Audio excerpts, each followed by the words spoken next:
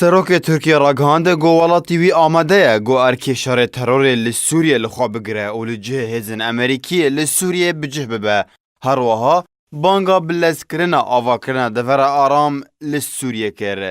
سروک ترکیه رجب طایب اردوغان لبرانبری او دیا بازرگانی امریکی و انجمن ترکی امریکی دیار کره.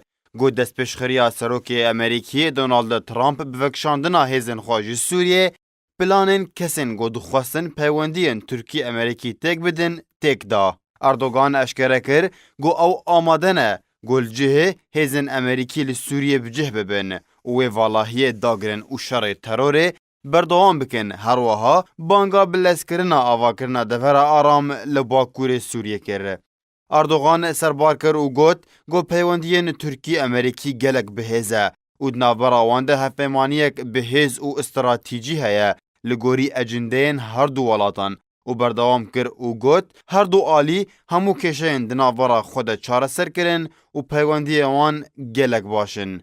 Erdogan her wiha got gelek birayên me yên Kurd yên ku ji zulm û fişar û kiryarên Daeş û PYD reviyane niha li Tirkiye bicih bûne û hindekan jî berê xwe dane Herêma Kurdistanê û Ewropayê. Lê piraniya wan li Tirkiye ne û eşkere kir girêdana çekdarên PYD û PKK bolatiyên Kurd yên sivîl li Kurdistana Sûriyê cihê şermezariyê ye ji birayên me yên Kurd li Sûriyê re.